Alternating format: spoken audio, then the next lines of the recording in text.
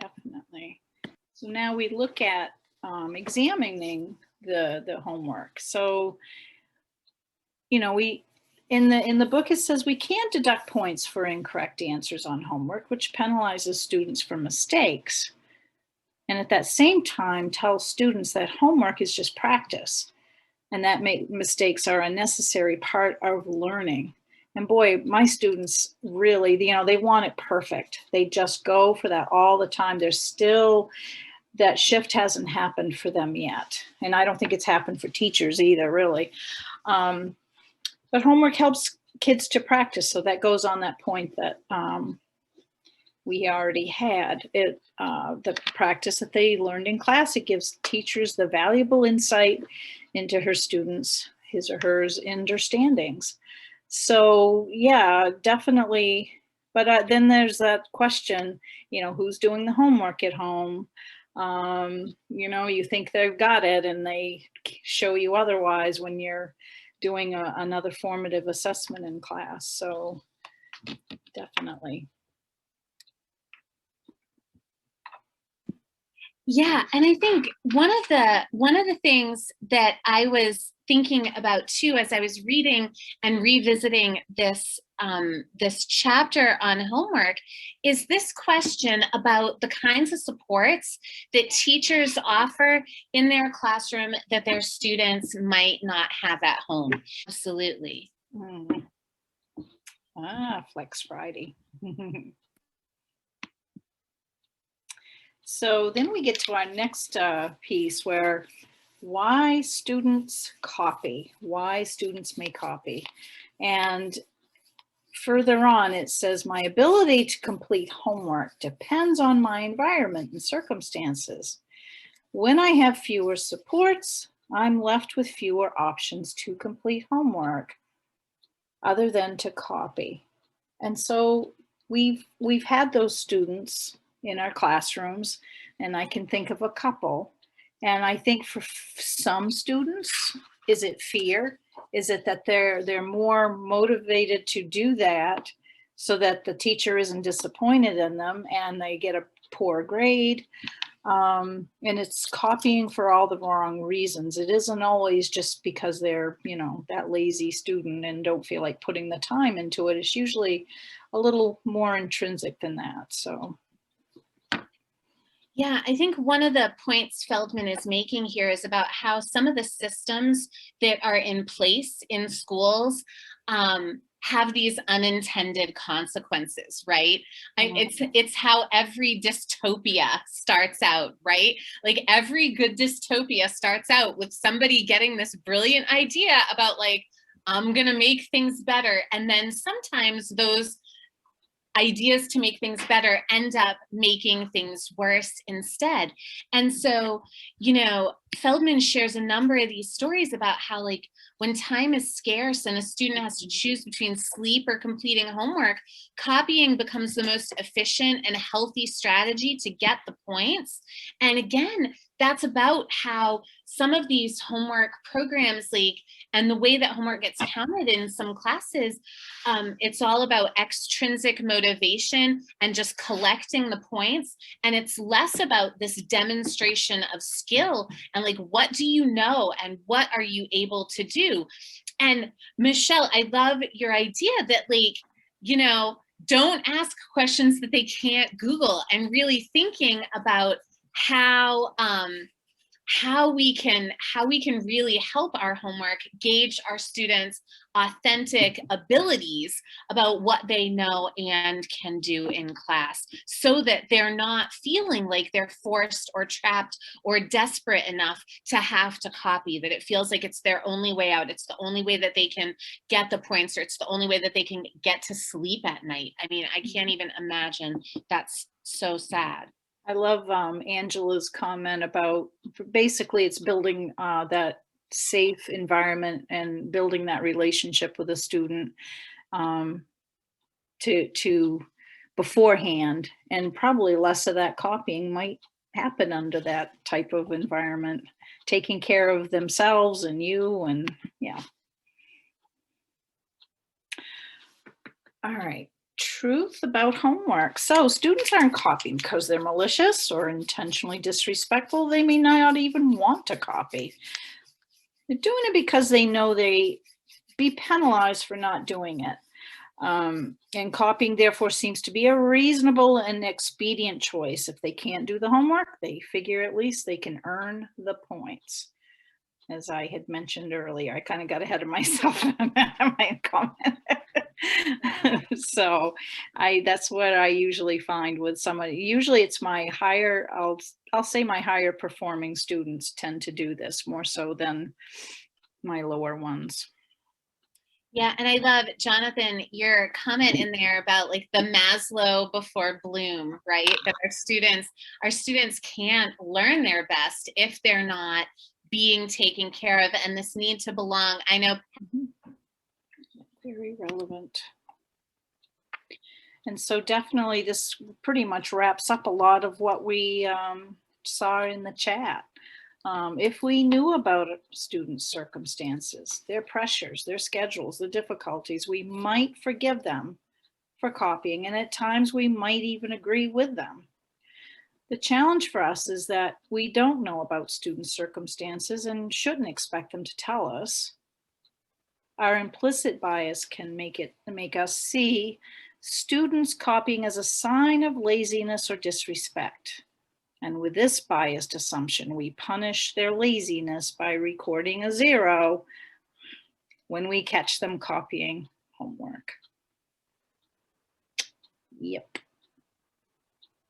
And I think one of the points Feldman makes too is about like being willing to interrogate ourselves and our practices in this way. Like how is the system that I've set up maybe encouraging this, or how can I have a conversation, or like in chapter 9 talk about some of these restorative practices that can sort of deal with things. And so this is a rhetorical question, but Feldman poses it anyway in chapter 10. He says, how do we not disproportionately harm our vulnerable students, those who need more time to do homework, or those who have fewer supports and resources outside the school, and who most need the practice that homework is designed to provide?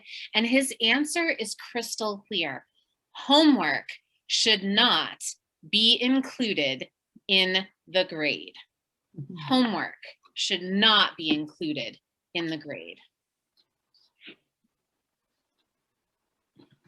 So practice makes perfect. So moving along, once teachers explicitly reconnect the purpose of homework to practice and prepare for assessment, to more successful results on the assessment, intrinsic motivation reawakens in students. You'll be shocked, Feldman notes, that you've had for so long accepted and propagated a system that relied so heavily, oh gosh, I can never say this word right, and so blah, blah, blah, on intrinsic motivation. So absolutely. So you ask yourself, is the homework I'm giving necessary? Yeah. And I'm noticing in the chat too, Angela, you make a really powerful point that I think goes back to our previous slide about how schools are inherently hierarchical systems. Like no matter how much we might try in our classroom spaces to make them co-learning spaces and to really make that learning dialogic and relational, there's still always a power dynamic. And this idea that it's really hard for students who might be shy or nervous or ashamed to have to ask for exceptions. And some of them may not have learned, may not have the social capital to advocate for themselves. And so I see this idea like an equity decision-making matrix. Every school should have one. You are preaching to the choir, my friend. I love that idea so incredibly much. And I feel like if there was more of that, if there were some of these checks in place where we could be like, okay, is what I'm doing, like, does it check the box before we do it? And I think as systems, as schools, as policies, yes, absolutely. But even if our system, even if our school department isn't at that point yet, I think we can do it within our individual classrooms too. And I want to really empower teachers to lead from their classrooms. I think this is a really hugely important thing, and it's something that I've wrestled with a lot in my teaching career because, there are times when we don't have the power to change these really big systems, not quite yet, but there are things we can do in our classrooms, and there are ways that we can be creative within the constraints that we have to still do what is right by the people who are in front of us. And so I think that that part is really, really key.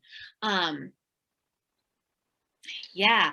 Oh my gosh, I would love to see an example of an equity decision-making matrix. Yeah, if you have one to share, if your school or district has one, that would be so, so fantastic. Yeah. And this idea of turning away from the way we have always done things. I remember at the beginning of my teaching career, when I was student teaching, my mentor teacher told me that I could never give a 100 on a writing assignment because no piece of writing was ever perfect. And I had to unlearn that. I think about some of the lessons that I learned about grading that this book has helped me unlearn as well. And this idea about how important and necessary homework is, and instead really thinking about how important the skills are and what do students need to be able to do in order to demonstrate their ability to enact those skills. And so Feldman talks a lot about all of the benefits of excluding homework from the grade. He spends quite a long time detailing. There are 7 of them that go through the chapter, and a lot of this kind of rehashes some of the slides that we've been through already. But again, really thinking about how it takes away that incentive to copy, how it helps teachers reallocate their time. Like, I know as a English teacher, bringing home like 2-foot stacks of paper to grade in my past, and how much time that took to give meaningful feedback that maybe they did or didn't. Look at helping students take more responsibility for their own learning and figuring out, like, when do you need more help and when do you need more practice and how do you know? Not double punishing students so that they lose points, allowing for different learning styles, not penalizing them for their environments, and helping our feedback to our students be heard and valued. And I love that Maya Angelou quote there, that when you know better, you do better. And absolutely, there's so much there. To kind of backpedal a little bit on that too, is it's almost, we are rethinking this for ourselves. But I don't know if any of you have experienced this, especially during COVID, that parents are often looking, they're going with their own experiences and remember sitting down for hours at night, and that's what they expect their kids to do. And sometimes if you're under that, you know what, we're not doing homework this year, you'll often will get those emails from parents like, there's no homework. Why isn't there more homework? Can you provide something? So the parents need help too. So equitable grading that's accurate and bias resistant includes nothing other than students' summative assessments results. So here we go. Yeah. And Feldman talks too, I love this analogy of using assessments as a bridge for us to access students' understanding, not as a hurdle for them to convince us of that understanding. And I think about, like, if more of us thought about how homework could be that bridge, how we could help students make that connection, right, to reestablish this relationship between practice and performance. And I think this is something that students inherently get, right? Like, they get it if they're on athletic teams. Like, they know they have to practice and go to the weight room and run laps in order to be able to perform on game day. Our musicians know that they have to practice practice and rehearse before the concert. Our thespians know that they have to go to rehearsal and learn their blocking before they get on stage. Like, students understand that practice is related to performance in all these other aspects of life, but I feel like they don't tend to see it as much between homework and summative assessments. And I might argue that some of that is our fault as teachers for not helping them build those bridges and not helping them see those connections, because so many of us use grades. Hold on. We use grades to control our students and control their behaviors, as opposed to using those grades to teach them what they've been successful at and where they still need improvement. And Jonathan, I am seeing that note about gamers. My husband is exactly like that